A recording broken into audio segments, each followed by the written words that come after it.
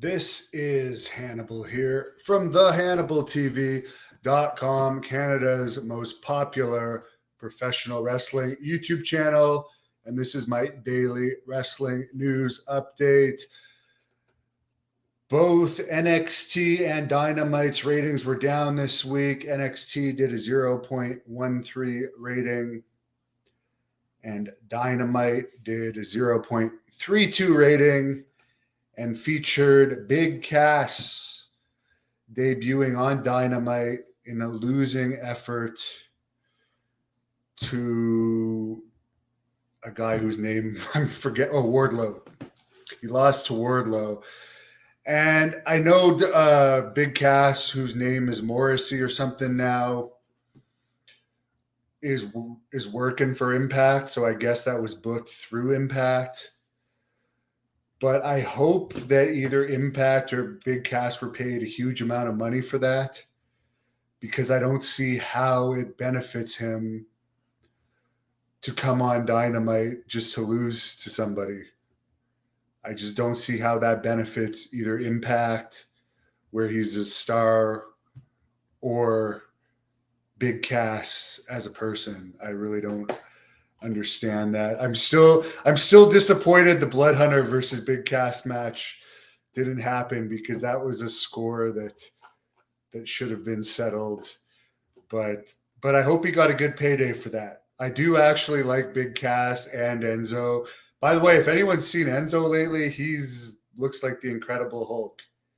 He's developed in a very short period of time a bodybuilder's physique. In other news, WWE had their first quarter financial call today. It was another record-breaking quarter. They had $333.4 million in revenue in the first 3 months of 2022, which is 27% more money than the same quarter last year. The main reason for this increase in revenue was media rights, which increased by 36 million. So people paying, I guess, for the rights to air the shows. They held 53 total live events during this quarter, including one in Saudi Arabia, and the average attendance was 5,700, which is down from 6,300 average attendance in quarter one back in 2019, which was the last quarter where they actually had live events because of COVID and all this and all the restrictions. That's the last comparable quarter. Stephanie McMahon said sponsorship also increased 10 million this quarter. So they're raking in the dough. They're not going away anytime soon, despite their current product not having that much mainstream interest in general these days. Get into your questions. Colonel Quayle says hello. Oh, by the way, for all you paranormal fans, I got this, which is like a Ouija board type thing to contact spirits. So I'm going to see if that works better than a Ouija board with a friend of mine over the weekend. Tommy, I don't know who you're talking about. There's been a bunch of them lately, and the problem with putting girls on the Hannibal TV is they develop egos. So it's better that I do that rarely. Polar Bear, didn't think Cass looked good in that. Shane, I was never a Benoit fan. I was more of a fan of like Ric Flair and Macho Man, The Ultimate Warrior, Psycho Sid, The Undertaker, the characters. Chris Benoit never like really grabbed my attention as a promo, so I could never really get into him. Cryan likes my Nirvana shirt. I am a big Nirvana fan. Bobo has the same shirt. Chris checking in from Massachusetts. Wow, a lot of people pay attention to my shirt. Surprised. Maybe you're talking about my little dog, Piper, Tommy, but I doubt it. But she's not here tonight. I don't hate Jamie Noble. He got in the comment section a few times on here and chirped me. But it's like, I'm more relevant than him in today's professional wrestling. He can chirp me all he wants. He was another boring wrestler. And the reason he probably doesn't like me is because I fucked Nydia, who he also fucked. And according to Nydia, he actually cheated on his wife to fuck her. So maybe that's why he doesn't like me. But I found it funny that during a few of these live streams, he was chirping me, and on Facebook he had made some comment that he was an agent watching over me at some point when I had tryouts years ago, which never happened. The agent for one of my matches was Steve Kern, and the other one was Ricky Steamboat. And the only time during a WWE tryout that I was actually watched my wrestling skill was when Tony Gurria watched me and gave me a match against Eugene out of that. Another time, as I've already told that story, I wrestled The Undertaker. And another time, I had an amateur wrestling match against Shelton Benjamin.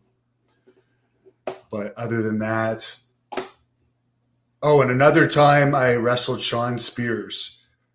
And he actually got his contract out of that match.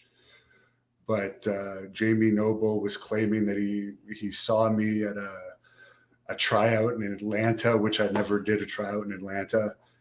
I wrestled for Deep South Wrestling 4 times in Atlanta, but he was never around any of those tapings. It was Bill DeMott running those tapings, and Nova stopped by for one of them. So him claiming he knows me is a load of bull crap. I don't think I ever even met him in person.